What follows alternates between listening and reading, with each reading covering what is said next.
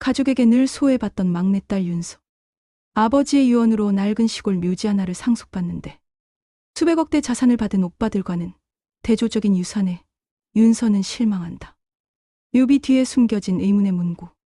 진정한 뿌리는 땅속 깊이 박혀있고 하늘이 내린 물줄기가 그곳을 적신다를 발견하며 호기심을 갖게 되는데 아버지의 오랜 친구인 박씨 할아버지를 통해 윤서는 아버지의 비밀스러운 편지와 젊은 시절 아버지의 첫사랑이자 이수아라는 여인의 존재를 알게 된다. 편지에는 아버지가 왜 묘지만을 남겼는지 그리고 그 속에 숨겨진 놀라운 자연의 선물에 대한 암시가 담겨 있는데 형제들은 욕심의 눈이 멀어 묘지 소유권을 주장하며 윤서에게 소송을 걸고 온갖 방해, 공작을 펼친다. 과연 윤서는 가족들의 방해와 외부의 압력 속에서 아버지의 진정한 유산을 지켜낼 수 있을까요? 오디오 지금 시작됩니다. 시청하기 전 구독과 좋아요는 제게 힘이 됩니다. 서울의 한 고급 아파트 거실. 무거운 침묵이 짓누르는 가운데 장례식을 마친 가족들이 모두 모여 있었죠. 거실 한 구석에 조용히 앉아있는 막내딸 윤서를 향한 시선들은 하나같이 차가웠습니다. 아버지의 장례식이 끝난 지 일주일째 되는 날이었죠. 교통사고로 갑작스레 세상을 떠난 아버지의 빈자리가 유독 크게 느껴졌지만 평소 가족 모임에서도 늘 소외당했던 윤서는 이번에도 마찬가지였습니다. 거실 소파에 둘러앉은 가족들 사이에서 윤서만이 홀로 떨어진 의자에 앉아 있었습니다. 32살의 윤서는 대기업 마케팅 팀장으로 누구보다 성공한 커리어 우먼이었죠. 하지만 집안에서만큼은 여전히 막내딸에 불과했습니다. 위로 오빠가 둘이나 있었죠. 큰오빠 진우는 41살로 대기업 임원이었고 작은 오빠 진호는 37살의 개업 변호사였습니다. 변호사가 유언장을 꺼내 들자 가족들의 시선이 일제히 그에게로 향했습니다. 윤서도 숨을 죽이며 귀를 기울였죠. 아버지가 무엇을 남겼을까요? 하지만 윤서의 기대와 달리 유언장에서 윤서의 이름은 거의 언급되지 않았습니다. 큰오빠 진우에게는 강남의 빌딩이 돌아갔습니다. 수백억 원대의 부동산이었죠. 작은 오빠 진호에게는 경기도의 넓은 토지가 상속되었습니다. 어머니에게는 현금과 주식이 돌아갔죠. 그런데 윤서에게는 무엇이 남겨졌을까요? 유언장의 마지막 부분에서야 겨우 윤서의 이름이 나왔습니다. 변호사가 읽어내려가는 목소리가 거실에 울려 퍼졌습니다. 막내딸 윤서에게는 고향집 뒷산 묘지를 남긴다. 단 한 줄이었죠. 다른 형제들에 비해 터무니없이 초라한 유산이었습니다. 큰오빠 진우가 비웃듯 말했습니다. 그래도 아버지가 뭐라도 남기셨네. 묘지라도 받은 게 어디야. 작은 오빠 진호도 거들었습니다. 시집 가면 남이 되는데 그것만으로도 감사해야지.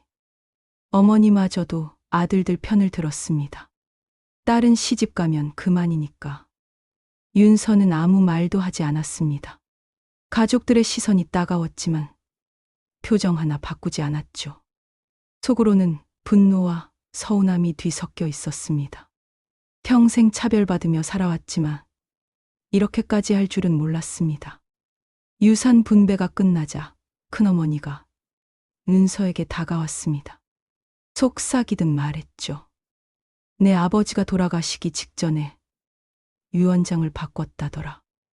원래는 너한테도 뭔가 남기려 했다는데 갑자기 마음을 바꾸셨대. 이유는 모르지만 말이야. 윤서는 큰어머니의 말에 의문을 품었습니다. 아버지가 왜 갑자기 마음을 바꾸셨을까요? 평소에도 윤서를 차별하긴 했지만 이 정도로 박하게 대하진 않았습니다. 뭔가 숨겨진 이유가 있을 것 같았죠. 집을 나서는 윤서의 뒷모습을 바라보며 가족들은 수군거렸습니다. 저렇게 능력 있는 애가 왜 여자로 태어났을까? 아들이었으면 집안의 기둥이 되었을 텐데. 하지만 윤서는 그런 말들을 듣지 못했습니다. 아니, 들으려 하지 않았죠. 차를 타고 집으로 돌아가는 길에 윤서는 깊은 생각에 잠겼습니다. 아버지는 왜 묘지만을 남기셨을까요? 단순히 딸이라서 차별한 것일까요? 아니면 다른 이유가 있는 것일까요? 의문은 꼬리에 꼬리를 물었습니다. 다음날 회사에 출근한 윤서는 평소와 다름없이 업무에 매진했습니다. 동료들은 윤서의 아버지가 돌아가신 것을 알고 있었지만 특별히 위로하지 않았죠. 윤서가 그런 것을 원하지 않는다는 걸 알았으니까요. 하지만 윤서의 마음속에는 계속해서 의문이 남아 있었습니다. 왜 하필 묘지였을까요? 아버지가 무언가 메시지를 남기려 했던 것은 아닐까요? 점심시간에 윤서는 고향에 있는 묘지를 한번 가봐야겠다고 결심했습니다. 그날 저녁 윤서는 어머니에게 전화를 걸었습니다. 묘지 위치를 정확히 알고 싶었죠. 하지만 어머니의 반응은 차가웠습니다. 그런 쓸데없는데 신경 쓰지 말고 시집이나 가라. 내 나이가 벌써 32살이야. 전화를 끊고 나서도 윤서는 포기하지 않았습니다. 결국 고향에 사는 친척을 통해 묘지의 정확한 위치를 알아냈죠. 주말에 시간을 내서 꼭 가보기로 했습니다. 무언가 있을 것 같은 예감이 들었습니다. 그런데 예상치 못한 일이 벌어졌습니다. 금요일 저녁 퇴근길에 한 노인이 윤서를 기다리고 있었죠. 백발이 성성한 노인은 윤서를 보자마자 다가왔습니다. 혹시 서 회장님 막내딸이신가요? 윤서는 놀라서 고개를 끄덕였습니다. 노인은 자신을 박씨 할아버지라고 소개했습니다. 아버지의 오랜 친구라고 했죠. 윤서는 처음 듣는 이름이었습니다. 박씨 할아버지는 주위를 살피더니 봉투 하나를 꺼냈습니다. 조심스럽게 윤서에게 건네며 말했죠. 아버님이 돌아가시기 전에 저를 찾아오셨습니다. 만약의 경우를 대비해서 이걸 맡아달라고 하시더군요. 막내딸에게 꼭 전해달라고요. 그리고 한 가지 더 당부하셨습니다. 묘비명을 꼭 읽어보라고요. 윤서는 떨리는 손으로 봉투를 받았습니다. 묵직한 무게가 느껴졌죠. 노인은 더 이상 말하지 않고 돌아섰습니다. 잠깐만요. 윤서가 불렀지만 노인은 이미 사라지고 없었습니다. 마치 처음부터 없었던 사람처럼요. 집으로 돌아온 윤서는 서둘러 봉투를 열었습니다. 안에는 낡은 사진 몇 장과 편지 한 통이 들어 있었죠. 사진 속에는 젊은 시절의 아버지가 있었습니다. 그리고 아버지 옆에는 아름다운 여인이 서 있었죠. 윤서가 본 적 없는 얼굴이었습니다. 편지를 펼쳐 든 윤서의 눈이 커졌습니다. 아버지의 필체가 분명했죠. 떨리는 손으로 편지를 읽어 내려갔습니다. 내용은 충격적이었습니다. 윤서가 알고 있던 가족의 역사와는 전혀 다른 이야기가 적혀 있었으니까요. 편지를 다 읽은 윤서는 한동안 멍하니 앉아 있었습니다. 머릿속이 복잡했죠. 아버지는 왜 이런 비밀을 숨기고 계셨을까요?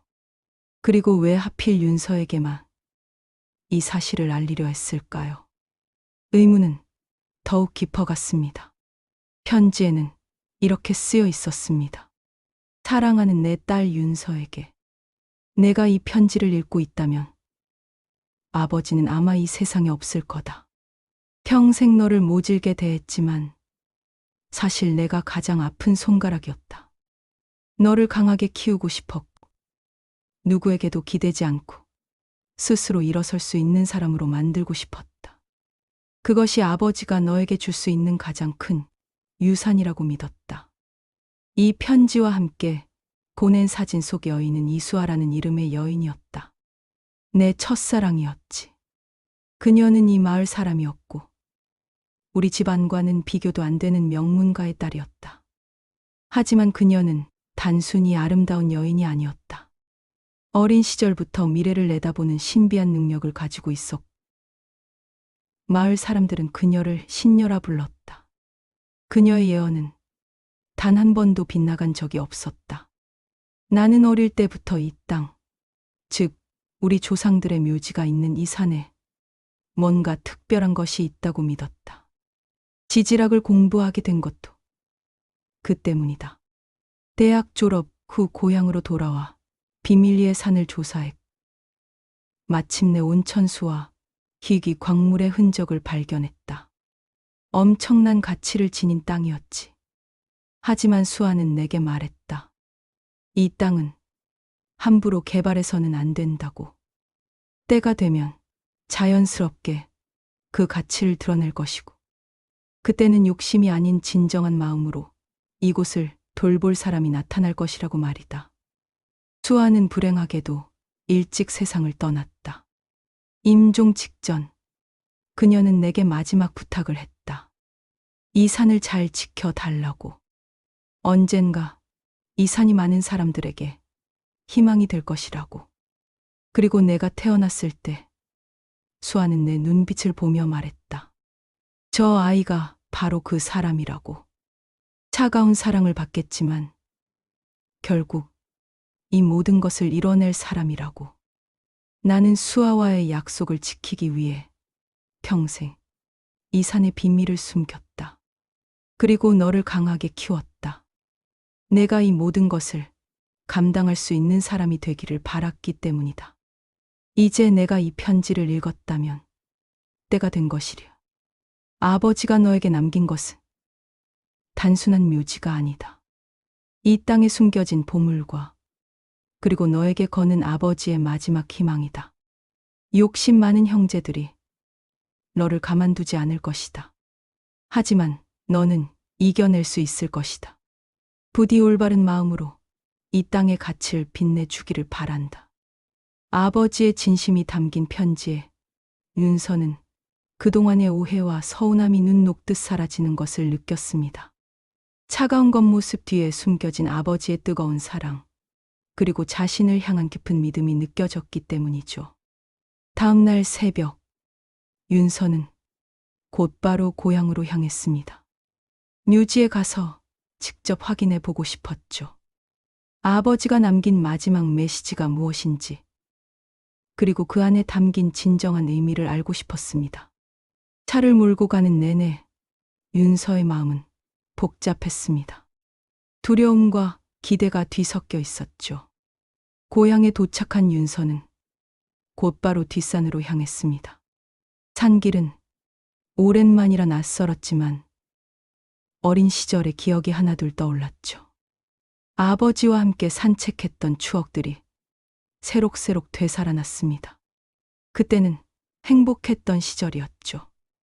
산 중턱에 위치한 묘지에 도착한 윤서는 숨을 고르며 주위를 둘러봤습니다. 관리가 잘 되어 있지 않아 잡초가 무성했죠. 윤서는 조심스럽게 묘비에 다가갔습니다. 그리고 묘비명을 찾아 읽기 시작했습니다. 묘비 전면에는 일반적인 문구들이 새겨져 있었습니다. 하지만 뒷면을 살펴보던 윤서는 깜짝 놀랐죠. 아주 작은 글씨로 무언가가 새겨져 있었습니다. 자세히 보지 않으면 놓치기 쉬운 위치였죠. 윤서는 무릎을 꿇고 글씨를 읽었습니다. 진정한 뿌리는 땅속 깊이 박혀 있고 하늘이 내린 물줄기가 그곳을 적신다. 그리고 그 아래에는 또 다른 문구가 있었습니다. 내 딸 윤서야. 내가 이것을 읽고 있다면 나는 이미 이 세상에 없겠지. 하지만 너에게 줄 선물은 남겨두었다. 윤서는 주위를 살펴봤습니다. 하늘이 내린 물이라니 무슨 뜻일까요? 비를 말하는 것일까요? 아니면 다른 의미가 있는 것일까요? 고민하던 중 문득 어린 시절 아버지가 해주신 말씀이 떠올랐습니다. 이 산에는 보물이 숨겨져 있단다. 언젠가 때가 되면 그 보물이 모습을 드러낼 거야. 그때 아버지는 농담처럼 말씀하셨지만 지금 생각해 보니 진지한 표정이었던 것 같았습니다. 혹시 그때부터 무언가를 준비하고 계셨던 걸까요? 윤서는 서둘러 산을 내려왔습니다. 전문가의 도움이 필요했죠. 다음 주에 지질 전문가를 고용해서 조사를 시작하기로 했습니다. 무엇이 숨겨져 있는지 확인해야겠다고 마음먹었죠. 서울로 돌아온 윤서는 조용히 준비를 시작했습니다. 먼저 묘지의 정확한 소유권을 확인했죠. 다행히 유언장대로 윤서의 이름으로 등기가 되어 있었습니다. 이제 본격적인 조사를 시작할 수 있었습니다. 서울로 돌아온 윤서는 조용히 조사를 시작했습니다. 묘지의 정확한 소유권을 확인하는 것이 첫 번째였죠. 다행히 유언장대로 윤서의 이름으로 등기가 되어 있었습니다. 이제 본격적인 조사를 시작할 수 있었죠. 그런데 예상치 못한 일이 벌어졌습니다. 큰오빠 진우가 갑자기 윤서의 집을 찾아온 것이었습니다. 진우는 평소와 달리 다정한 표정으로 윤서에게 물었습니다. 윤서야, 요즘 뭐 하고 지내? 뭔가 수상한 낌새가 느껴졌죠.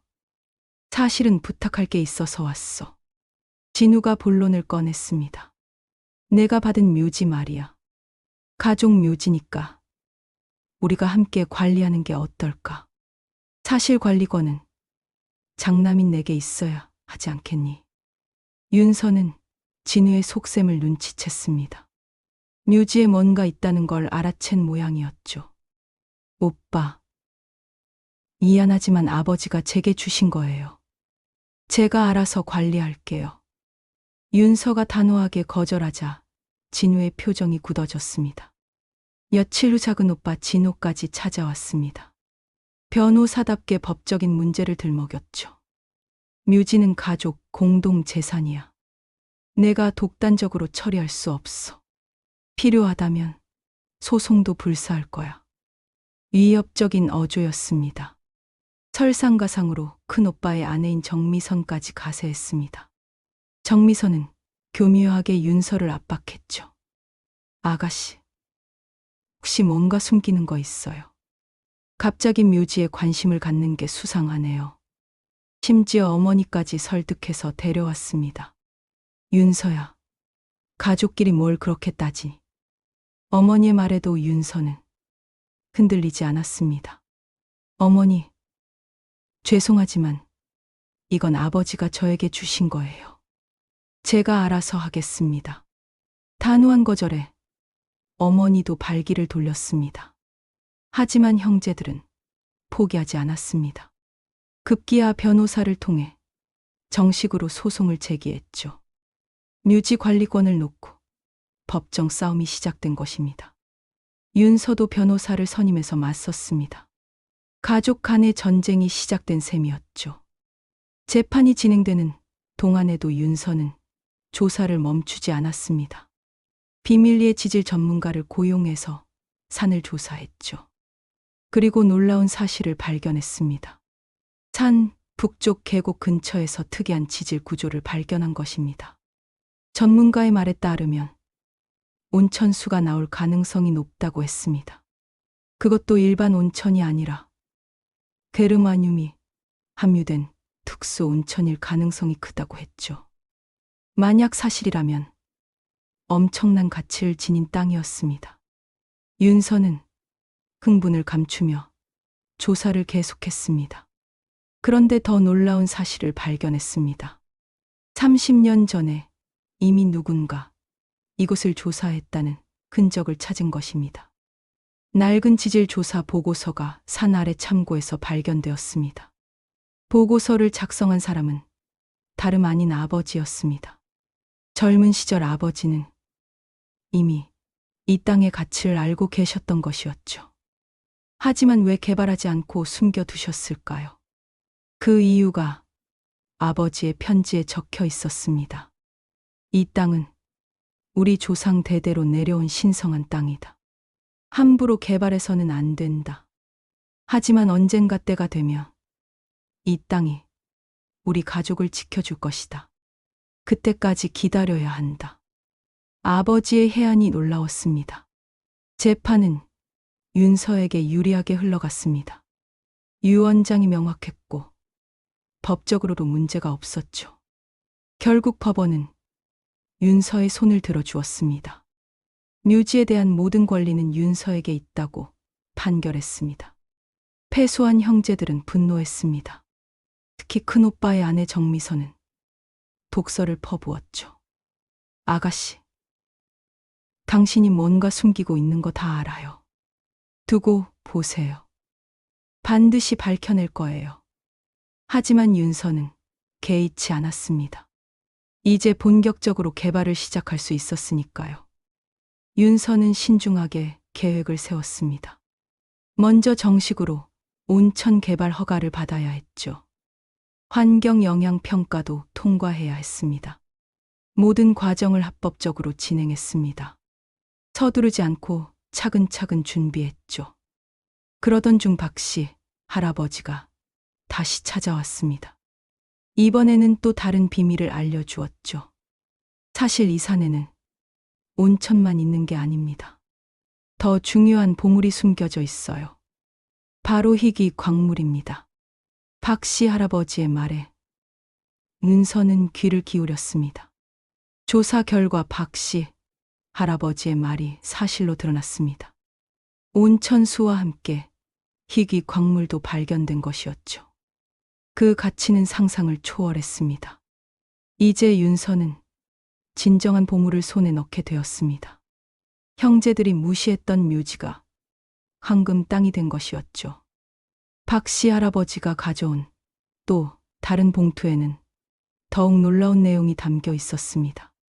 30년 전 아버지가 작성한 상세한 지도와 함께 손때 묻은 일기장이 들어 있었죠.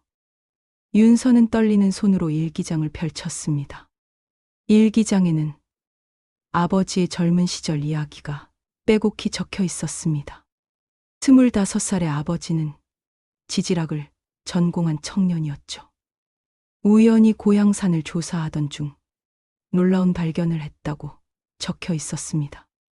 바로 천연 게르마늄 온천수였습니다. 하지만 더 중요한 발견이 있었죠. 온천수가 나오는 지점 근처에서 희귀 광물의 흔적을 찾은 것이었습니다. 당시로서는 그 가치를 제대로 평가받기 어려웠지만 미래에는 엄청난 가치를 지닐 것이라고 예상했습니다. 아버지는 고민했습니다. 당장 개발하면 큰 돈을 벌 수 있었죠. 하지만 마을의 평화를 깨뜨리고 싶지 않았습니다. 게다가 욕심 많은 친척들이 몰려들 것이 뻔했습니다. 결국 비밀로 하기로 결정했죠. 그런데 일기장의 한 페이지에 낯선 여인의 사진이 끼워져 있었습니다. 박씨 할아버지가 처음 가져온 사진 속 여인과 같은 사람이었죠.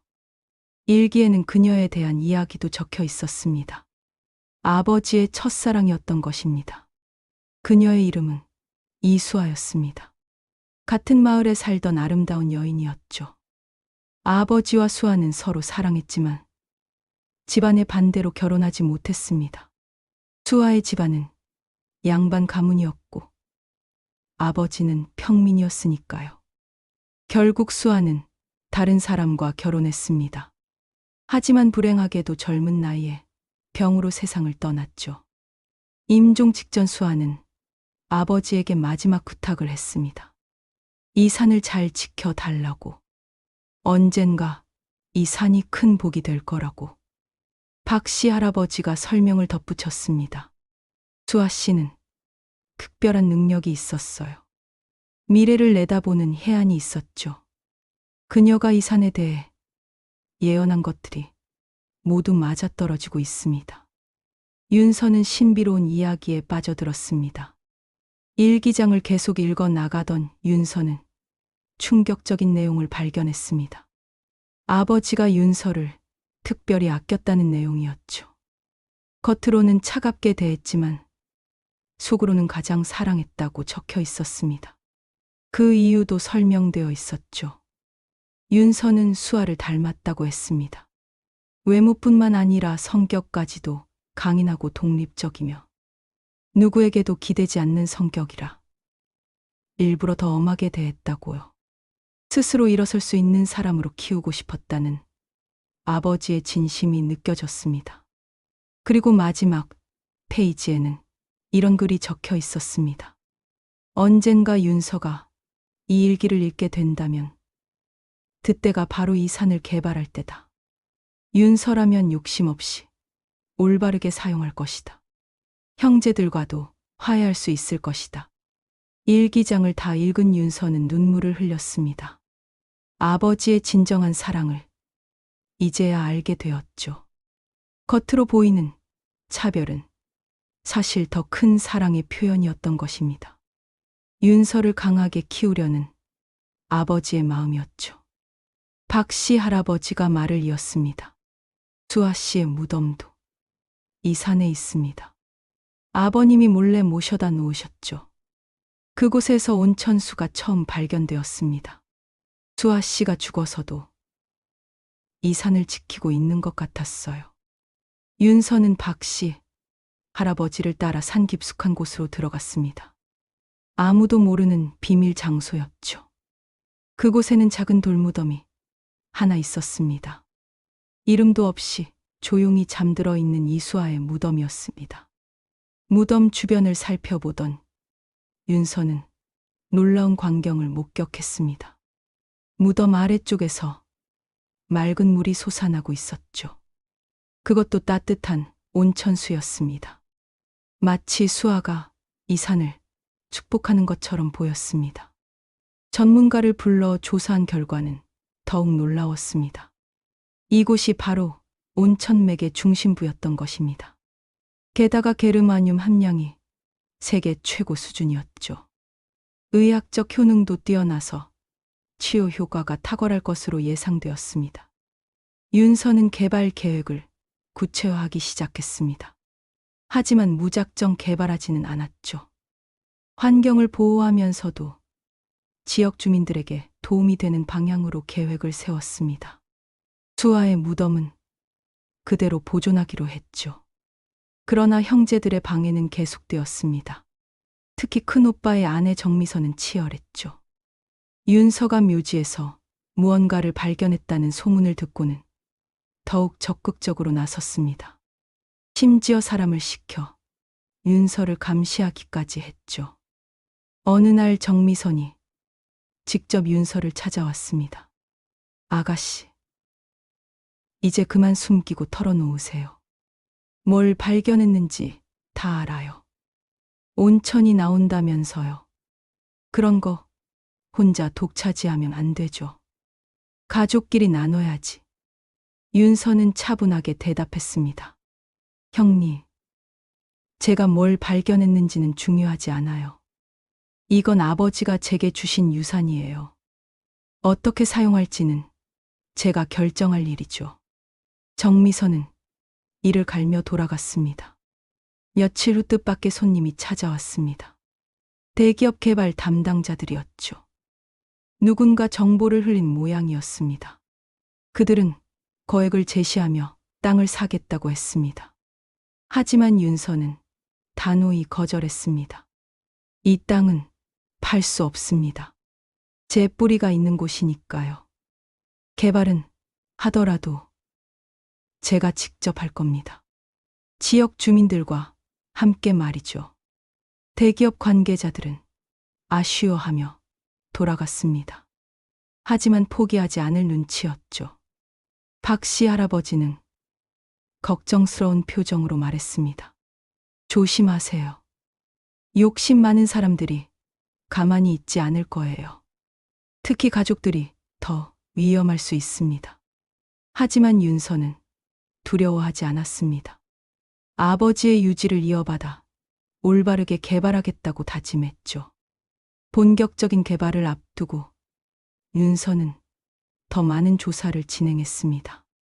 그 과정에서 충격적인 문서를 발견했죠. 구한말 시대의 고문서였습니다. 이 산이 원래 왕실 소유였다는 내용이 담겨 있었죠. 문서는 낡은 고리짝 속에 보관되어 있었는데 아버지가 평생 간직했던 물건들 사이에서 발견되었습니다. 문서에 따르면 이 산은 왕씨의 비밀 휴양지로 사용되었다고 합니다. 특히 온천수의 효능을 인정받아 왕족들이 치료, 목적으로 자주 찾았다는 기록이 있었죠. 당시 어이들이 작성한 치료, 기록도 함께 발견되었습니다.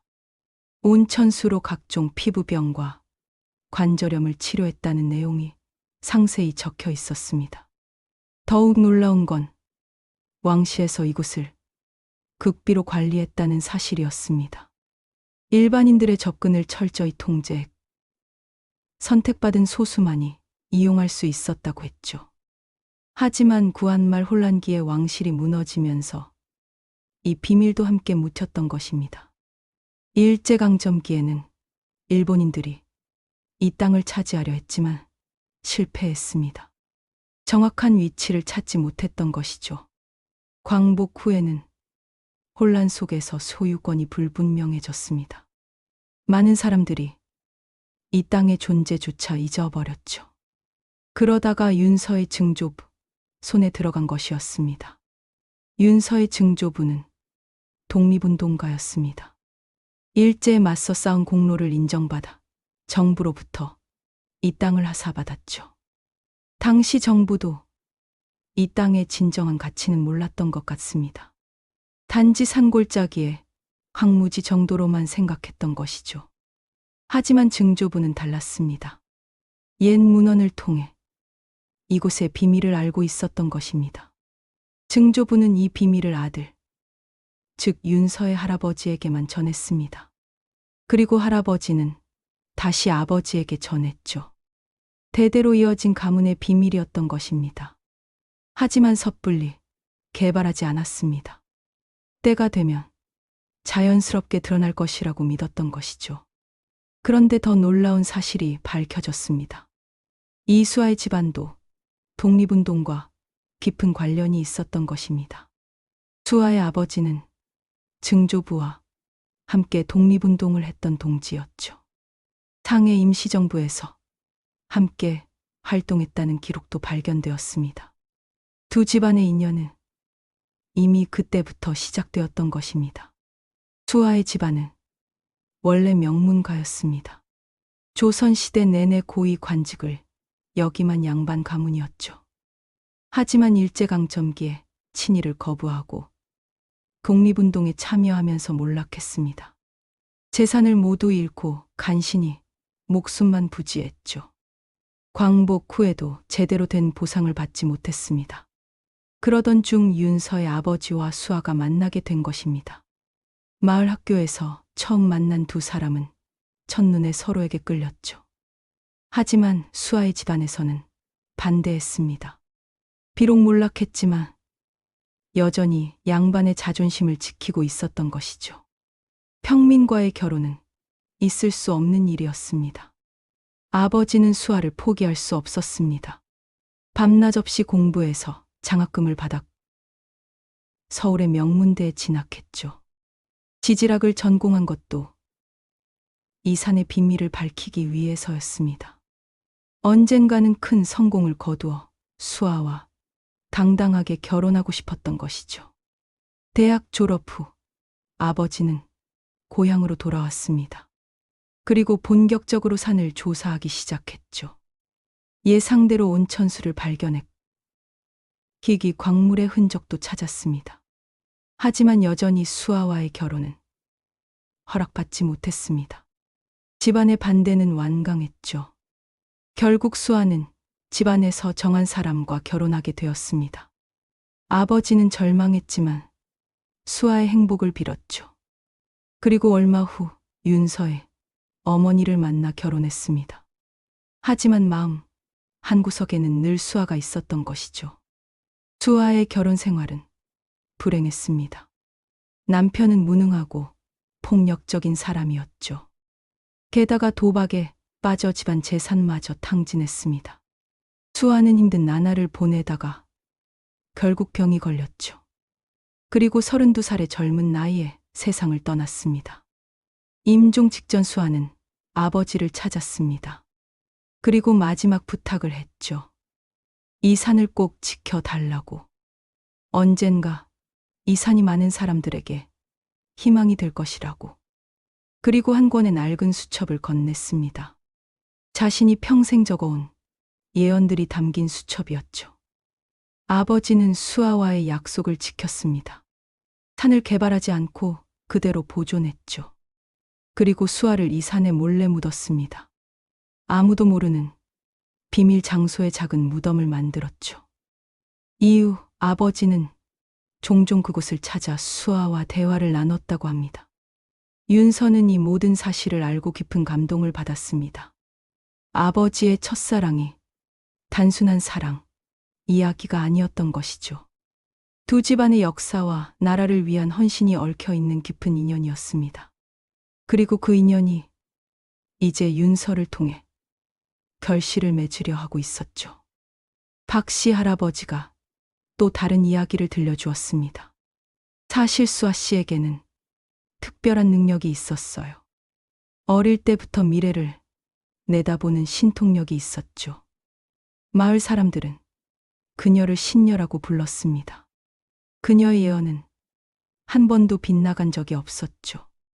박씨 할아버지는 계속해서 설명했습니다. 수아 씨는 이 산의 미래를 내다보았습니다.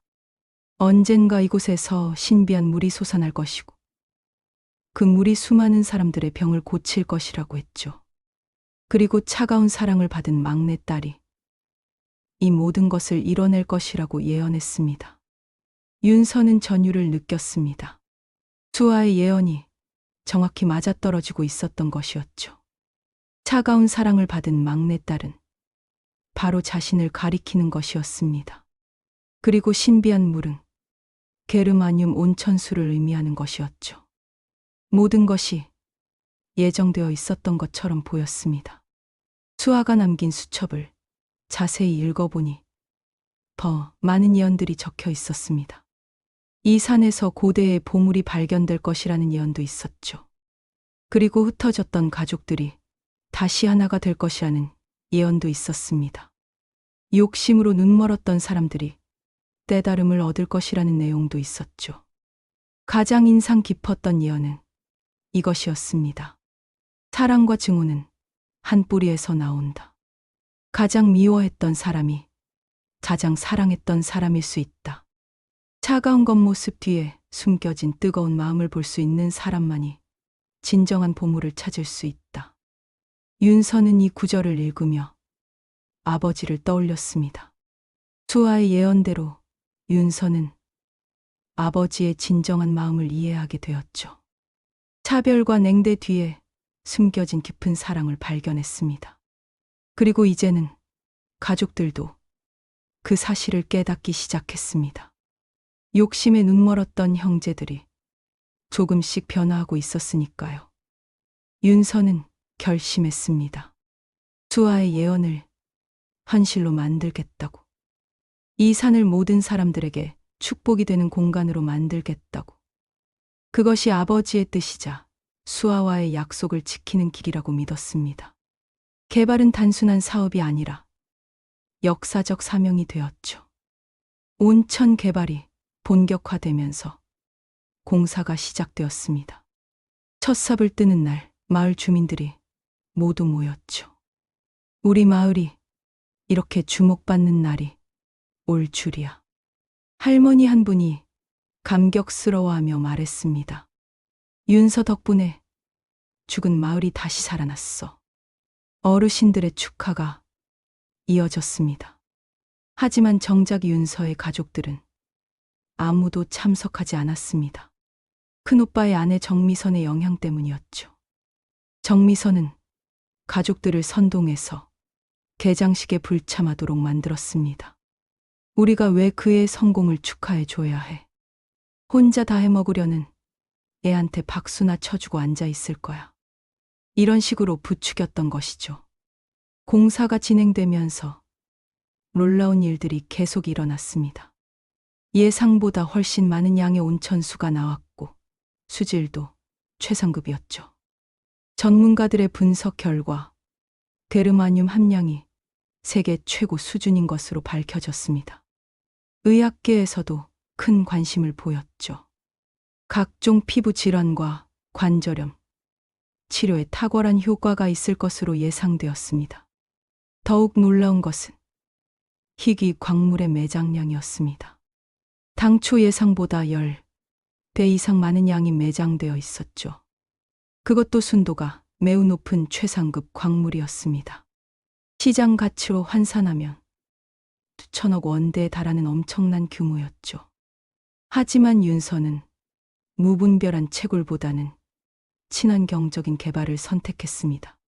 이런 와중에 어머니가 윤서를 찾아왔습니다. 큰오빠의 아내 정미선의 압박에 못 이긴 모양이었죠. 윤서야, 이제 그만하자. 가족이 이렇게 갈라서면 안 돼. 내 아버지도 하늘에서 슬퍼하실 거야. 어머니는 눈물로 호소했습니다. 형제들끼리 서로 원수가 되면 어떡하니? 제발 좀 양보해라. 윤서는 차분하게 대답했습니다. 어머니, 아버지는 오히려 이걸 원하셨을 거예요. 올바른 방법으로 개발하라고 하셨죠. 욕심에 눈멀었던 사람들에게 넘기는 걸 원하지 않으셨을 거예요. 저는 아버지의 뜻을 따르는 것뿐이에요. 어머니는 더 이상 할 말이 없었습니다. 윤서의 말이 맞다는 걸 알고 있었으니까요. 큰오빠의 아내 정미선은 이번에는 법적 허점을 찾아내려고 했습니다. 변호사들을 동원해서 개발 허가의 하자를 찾으려 했죠. 토지 소유권에 문제가 있다느니, 환경 영향 평가가 제대로 되지 않았다느니 온갖 트집을 잡았습니다. 하지만 윤서는 이미 모든 것을 철저히 준비해 두었기 때문에 문제될 것이 없었죠. 정미선의 다음 전략은 여론전이었습니다. 일부 언론을 동원해서 부정적인 기사를 내보내기 시작했죠.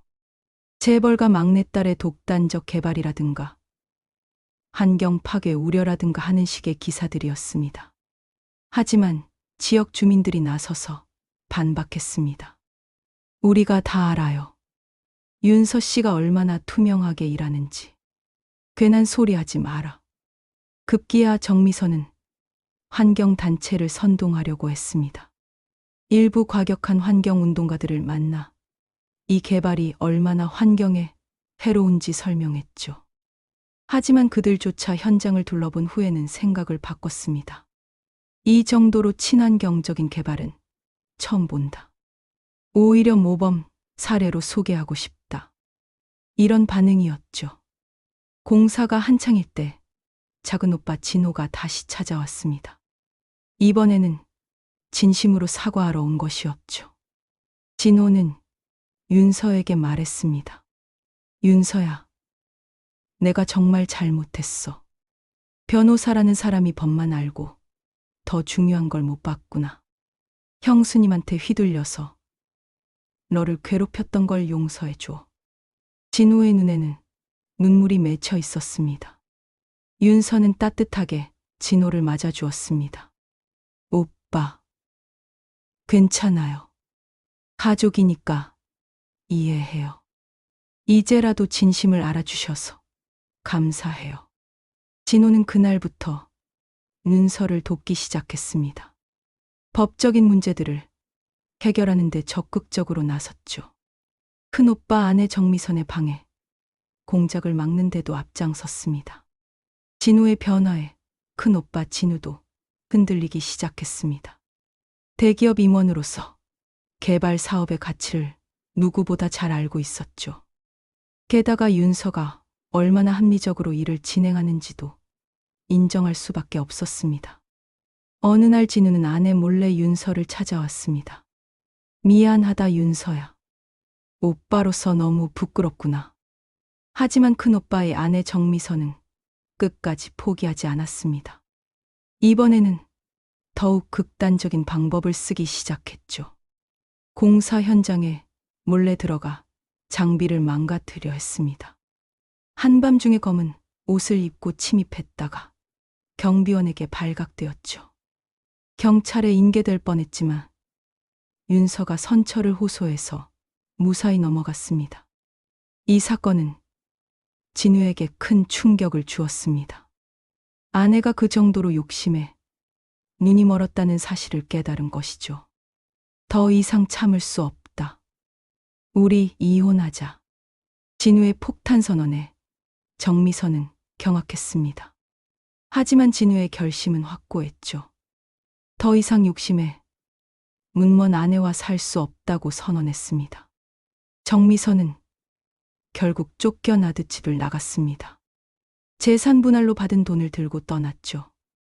하지만 그 돈도 오래 가지 못했습니다. 투자 사기를 당해 모든 걸 잃었다는 소식이 들려왔죠. 자업자득이라고 할 수밖에 없었습니다. 욕심의 끝은 항상 파멸이었으니까요. 한편 온천 리조트 건설은 순조롭게 진행되었습니다.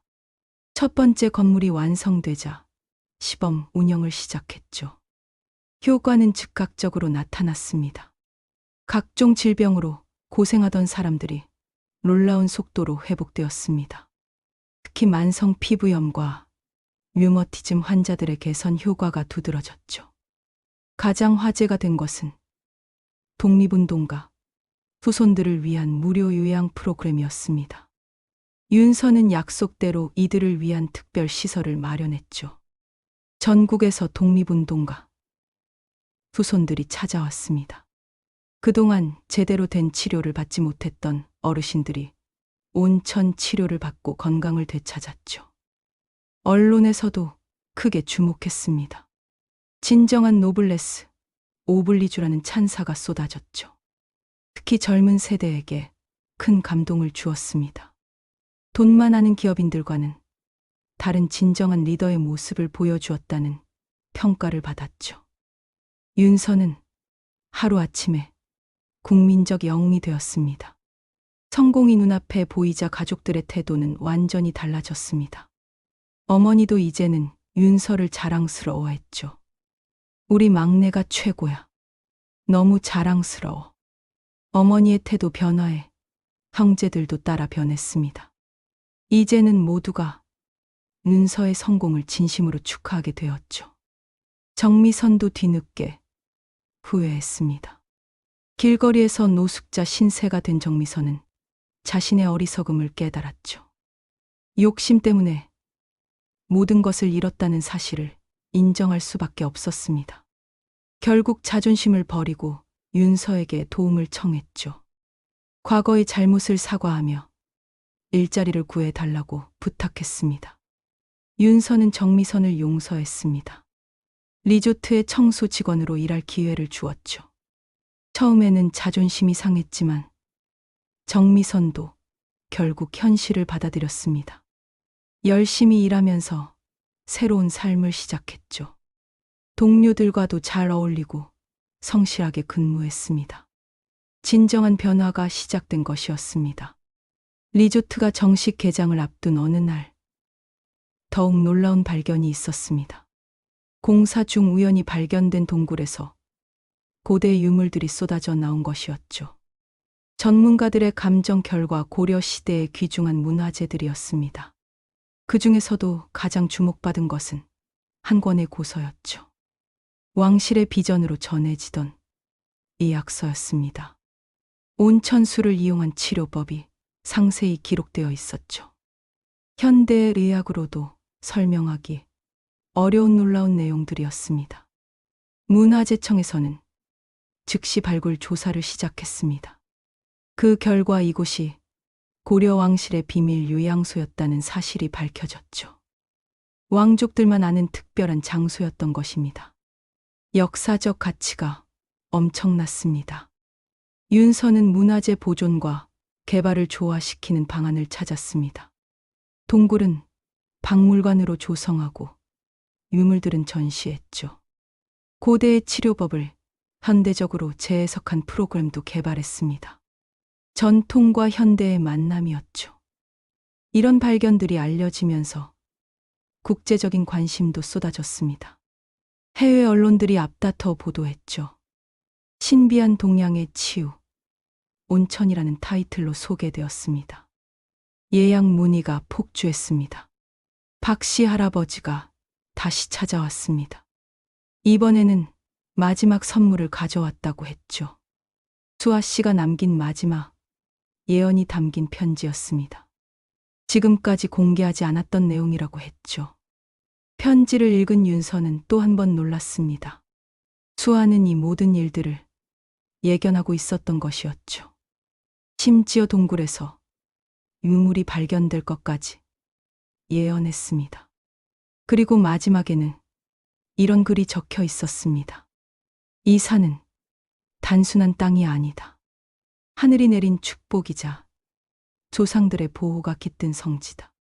올바른 마음으로 다가오는 이에게는 무한한 축복을 내릴 것이다. 욕심으로 다가오는 이에게는 아무것도 주지 않을 것이다. 수아의 예언대로 모든 일이 이루어지고 있었습니다. 윤서의 올바른 마음이 산의 진정한 가치를 일깨운 것이었죠. 반면 욕심에 눈멀었던 사람들은 아무것도 얻지 못했습니다. 드디어 리조트 개장일이 되었습니다. 전국에서 축하, 인사들이 몰려들었죠. 정부 고위 관계자들도 참석했습니다. 독립운동가, 후손들은 특별 초청을 받았습니다. 감동적인 순간이었죠. 개장식에서 윤서는 뜻깊은 발표를 했습니다. 이곳을 이수와 치유의 숲으로 명명하겠다고 선언했죠. 아버지의 첫사랑이자 이 땅의 수호신 같은 존재였던 수아를 기리는 의미였습니다. 그리고 또 하나의 중요한 발표가 있었습니다. 수익의 50%를 공익사업에 사용하겠다는 약속이었죠. 독립운동가, 후손 지원 사업, 의료 소외 계층을 위한 무료 치료 프로그램, 지역 청소년 장학 사업 등이 포함되어 있었습니다. 형제들도 모두 참석했습니다. 이제는 진심으로 윤서를 응원하는 마음이었죠. 큰오빠 진우는 무대에 올라가 공개적으로 사과했습니다. 동생을 믿지 못하고 욕심에 눈멀었던 자신을 반성한다고 했죠. 작은오빠 진호도 눈물을 흘리며 말했습니다. 윤서가 우리 집안의 진정한 기둥이다. 아버지의 유지를 가장 잘 이어받은 사람이다. 앞으로는 윤서를 도우며 가문의 명예를 지키겠다. 감동적인 화해의 순간이었습니다. 리조트 개장 후 성공은 예상을 뛰어넘었습니다. 첫 해에만 방문객이 100만 명을 넘어섰죠. 특히 의료 관광객들이 난이 찾았습니다. 게르마늄 온천의 효능이 입소문을 타고 퍼진 덕분이었습니다. 각종 만성 질환으로 고생하던 사람들이 기적 같은 치유를 경험했고, 그들의 증언이 SNS를 통해 급속도로 확산되었죠. 해외에서도 러브콜이 쏟아졌습니다. 일본 대형 의료 그룹에서는 기술 제휴를 제안했고, 중국 투자자들은 거액을 들고 찾아왔죠. 동남아시아 부호들은 VIP 전용 시설을 만들어 달라고 요청했습니다. 유럽의 고급 스파 체인에서는 프랜차이즈 계약을 원했죠. 하지만 윤서는 서두르지 않았습니다. 무분별한 확장보다는 내실을 다지는 것이 중요하다고 판단했죠. 수익이 급증하면서 약속했던 공익사업들도 본격화되었습니다. 독립운동가, 후손들을 위한 전용 요양시설이 완공되었죠. 최첨단 의료 장비와 전문 의료진을 갖춘 시설이었습니다. 건물 이름은 애국관으로 정했고, 운영비 전액을 리조트에서 부담했습니다. 첫 입소자는 9순을 넘긴 독립운동가의 딸이었는데, 평생 고생하다가 이런 좋은 곳에서 치료받게 되어 꿈만 같다며 눈물을 흘렸죠. 지역 사회에 대한 기여도 눈에 띄었습니다. 리조트 직원의 80%를 지역 주민으로 채용했고, 급여도 업계 최고 수준으로 책정했죠. 마을 청년들이 도시로 떠나지 않고 고향에서 안정적인 직장을 가질 수 있게 되었습니다. 농산물도 전량 지역에서 구매했고 적정 가격을 보장했죠. 덕분에 쇠락하던 마을이 활기를 되찾았습니다. 교육 사업에도 투자했습니다. 마을 학교의 최신 시설을 지원하고 우수 교사를 초빙했죠. 방과 후 프로그램을 운영해서 도시 못지않은 교육 환경을 만들었습니다. 대학 진학을 준비하는 학생들에게는 전액 장학금을 지원했고 해외 연수 기회도 제공했죠. 우리 마을에서도 서울대생이 나올 수 있다니 학부모들의 감탄이 이어졌습니다. 언론에서는 윤서를 올해의 기업인으로 선정했습니다. 시상식에서 윤서는 겸손한 소감을 발표했죠. 이 상은 저 혼자 받는 것이 아닙니다. 함께 일하는 직원들과 응원해 주신 지역 주민들, 그리고 묵묵히 지켜봐 주신 가족들과 함께 받는 상입니다. 특히 하늘에 계신 아버지께 이 영광을 돌립니다. 그런데 뜻밖의 곳에서 연락이 왔습니다. 바로 큰오빠의 아내 정미선이었죠. 사기를 당해 빈털터리가 된 정미선은 서울역 지하도에서 노숙 생활을 하고 있었습니다. 추운 겨울 길거리에서 떨고 있던 정미선은 더 이상 버틸 수 없었죠. 자존심을 버리고 윤서에게 전화를 건 것이었습니다. 가족들은 모두 반대했습니다. 그동안 저지른 악행을 생각하면 자업자득이라고 했죠. 특히 진우는 강하게 반대했습니다. 그 사람이 우리 가족을 얼마나 괴롭혔는데 이제 와서 도와달라니 염치가 없지. 하지만 윤서는 달랐습니다. 한때 가족이었던 사람을 외면할 수 없다며 도움의 손길을 내밀었습니다. 윤서는 정미선을 리조트로 데려왔습니다. 처음에는 청소부로 일을 시작하게 했죠. 최고급 리조트에서 화장실 청소를 하는 것은 정미선에게 큰 굴욕이었습니다. 한때 재벌가 며느리로 호화롭게 살았던 사람이었으니까요. 하지만 살기 위해서는 자존심을 버려야 했습니다. 일을 시작한 정미선은 서서히 변화하기 시작했습니다.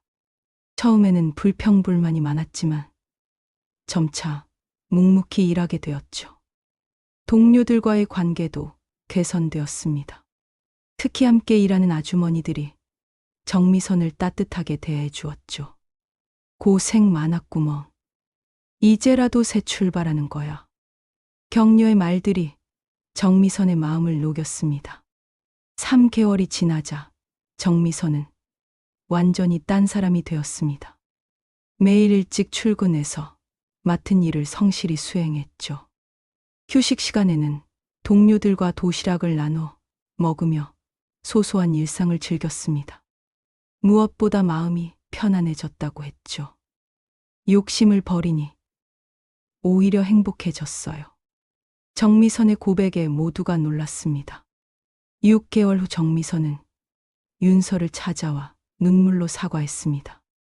그동안 제가 너무 어리석었어요. 욕심에 눈이 멀어 가족을 괴롭혔죠. 이제야 깨달았어요. 진정한 부는 돈이 아니라 마음의 평화라는 거요. 제발 용서해 주세요. 진심 어린 사과였습니다. 윤서는 정미선을 용서했습니다. 그리고 더 나은 직책으로 승진시켜 주었죠. 이제는 객실 관리팀장으로 일하게 되었습니다. 정미선은 맡은 일에 최선을 다했고 곧 직원들 사이에서 인정받는 관리자가 되었죠. 과거의 허영은 온데간데 없고 겸손하고 성실한 사람으로 거듭났습니다. 이런 변화를 지켜본 진우도 마음을 열었습니다. 아내와 조심스럽게 관계를 회복하기 시작했죠. 함께 상담을 받으며 서로를 이해하려 노력했습니다. 정미선도 과거의 잘못을 인정하고 새로운 마음으로 남편을 대했죠. 부부 사이에 진정한 소통이 시작되었습니다. 리조트는 계속 성장했습니다. 2년 차에는 국제학회가 열릴 정도로 명성을 얻었죠. 세계 각국의 의학자들이 모여 데르마늄 온천의 치료 효과를 연구했습니다. 놀라운 임상 결과들이 발표되었고 국제학술지에도 논문이 실렸죠. 한국의 작은 산골 마을이 세계적인 의료 관광 명소가 된 것입니다. 사회 공헌 활동도 확대되었습니다. 의료 소외 지역에 이동 진료, 버스를 운영하고 저소득층 환자들을 무료로 치료했죠. 청소년 장학재단을 설립해서 내년 수백 명의 학생들을 지원했습니다. 환경보호 활동에도 앞장섰고 지역문화재 복원 사업도 후원했죠. 그러던 중 정부에서 훈장 수여 소식이 전해졌습니다. 지역 경제 발전과 사회 공헌을 인정받은 것이었죠. 35살의 젊은 나이에 받는 영예였습니다. 시상식에는 가족들이 모두 참석했고 직원들과 마을 주민들도 함께했죠. 진정한 화합의 축제였습니다. 시상식장에서 윤서는 감동적인 수상소감을 발표했습니다. 이 모든 것은 아버지 덕분입니다. 겉으로는 차가워 보였지만 누구보다 따뜻한 사랑을 가지신 분이었죠. 그리고 가족들에게도 감사합니다. 우여곡절이 있었지만 이제는 하나가 되었으니까요. 무엇보다 저를 믿고 따라준 직원들과 응원해 주신 지역 주민들께 감사드립니다. 수상 소감을 듣던 어머니는 눈물을 흘렸습니다. 내 아버지가 얼마나 자랑스러워하실까. 차별한다고 생각했는데 사실은 너를 가장 믿고 있었던 거야. 이제야 아버지의 마음을 이해하게 됐구나. 어머니의 말에 형제들도 고개를 끄덕였습니다. 대통령도 축하 메시지를 보냈습니다. 젊은 기업인의 모범을 보여준 윤서 대표에게 감사하다. 특히 독립운동가, 후손들을 위한 헌신은 나라 사랑의 참된 실천이다. 앞으로도 대한민국 발전에 기여해 주기를 바란다. 격려의 말씀이 담겨 있었죠. 리조트의 성공 스토리는 해외에도 알려졌습니다. 미국 유명 경제지에서는 특집 기사를 실었고 일본 방송에서는 다큐멘터리를 제작했죠. 작은 산골 마을이 어떻게 세계적 명소가 되었는지 그 비결을 분석했습니다. 모두가 한 목소리로 말했죠. 진정성 있는 경영과 사회적 책임의 실천이 성공의 열쇠였다고요. 훈장 수여식이 끝난 후 가족들은 오랜만에 한자리에 모였습니다. 이번에는 진짜 가족으로서의 모임이었죠. 서로를 진심으로 축하하고 격려하는 따뜻한 시간이었습니다. 과거의 갈등은 이제 추억이 되었습니다. 어머니가 눈물을 흘리며 말했습니다. 내 아버지가 살아 계셨다면 정말 자랑스러워 하셨을 거야. 특히 가족을 하나로 만든 윤서를 가장 대견해 하셨을 거야. 어머니의 말에 모두가 공감했습니다. 큰오빠 진우가 제안했습니다. 이제 우리도 윤서를 도와야 해. 각자의 능력을 발휘해서 리조트 발전에 기여하자. 나는 경영 전문가로서 해외 진출을 도와주고 싶어. 적극적인 제안이었죠. 과거의 욕심은 온데간데 없고 진정한 협력의 마음만 남아 있었습니다. 작은 오빠 진호도 거들었습니다. 나는 법률 자문을 맡을게. 특히 해외 계약이나 지적 재산권 관리를 전담하고 싶어. 무료로 일하는 건 당연하고 가족이니까. 모두가 웃음을 터뜨렸습니다. 정미선도 조심스럽게 입을 열었습니다. 저도 이제는 가족의 일원으로 인정받고 싶어요. 비록 시작은 청소부였지만 열심히 일해서 인정받았어요. 앞으로도 최선을 다하겠습니다. 겸손한 태도가 인상적이었죠. 윤서는 가족들의 제안을 감사하게 받아들였습니다. 하지만 한 가지 조건을 달았죠. 모든 일은 정당한 대가를 받고 하자. 가족이라고 해서 무조건 퍼주는 건 오히려 관계를 망칠 수 있어. 합리적인 제안이었습니다. 그날 저녁 가족들은 아버지 산소를 찾았습니다. 처음으로 온 가족이 함께 성묘를 하는 것이었죠. 묘비 앞에서 각자 아버지께 인사를 드렸습니다. 특히 형제들의 사과가 진심으로 보였습니다. 윤서는 새로운 묘비명을 공개했습니다. 사랑하는 아버지, 여기 잠들다. 차가운 사랑으로 자녀를 강하게 키우셨고, 뜨거운 유산으로 가족을 하나로 만드셨다. 당신의 가르침을 영원히 기억하겠습니다. 모두가 숙연해졌습니다. 산소 옆에는 이수아의 묘도 단장되어 있었습니다. 이제는 떳떳하게 이름을 새긴 비석이 세워졌죠. 아버지의 영원한 사랑 이수아, 여기 잠들다. 당신이 지킨 이 산은 이제 많은 이들의 안식처가 되었습니다. 박씨 할아버지도 함께했습니다. 이제야 두 분이 편안하게 쉬실 수 있겠구먼. 생전에 이루지 못한 사랑이 죽어서라도 함께하니 얼마나 좋겠소. 박씨 할아버지의 말에 모두가 고개를 끄덕였습니다. 리조트로 돌아온 가족들은 진지한 회의를 시작했습니다. 앞으로의 발전 방향에 대해 논의했죠. 각자의 전문성을 살려 역할을 분담하기로 했습니다. 진정한 가족 기업으로 거듭나는 순간이었습니다. 윤서가 중요한 발표를 했습니다. 내년부터 가족 장학재단을 설립하려고 해. 우리 선조들처럼 나라를 위해 헌신하는 젊은이들을 지원하는 거야. 이름은 서한수아 장학재단으로 하고 싶어. 모두가 찬성했습니다. 그리고 또 하나의 계획을 밝혔습니다. 리조트 한편에 가족 역사관을 만들 거야. 증조부님의 독립운동부터 아버지의 숨겨진 이야기까지 우리 가족의 자랑스러운 역사를 후손들에게 전하고 싶어. 감동적인 제안이었죠. 회의가 끝나고 가족들은 리조트 최고층 전망대에 올랐습니다. 눈앞에 펼쳐진 아름다운 경치를 바라보며 각자 감회에 젖었죠. 불과 3년 전만 해도 상상할 수 없었던 광경이었습니다. 어머니가 말했습니다. 아버지가 정말 지혜로우셨네. 겉으로는 차별하는 것 같았지만 사실은 윤서를 가장 믿고 계셨던 거야. 이 모든 걸 윤서에게 맡긴 게 그 증거지. 진정한 사랑의 표현이었던 거야. 진우가 덧붙였습니다. 맞아요, 어머니. 우리는 눈앞의 재산만 보았지만 아버지는 더 큰 그림을 그리고 계셨던 거예요. 윤서가 우리 모두를 하나로 만들 거라는 걸 아셨던 거죠. 정말 대단하신 분이에요. 달이 떠오르는 밤하늘을 바라보며 윤서는 조용히 말했습니다.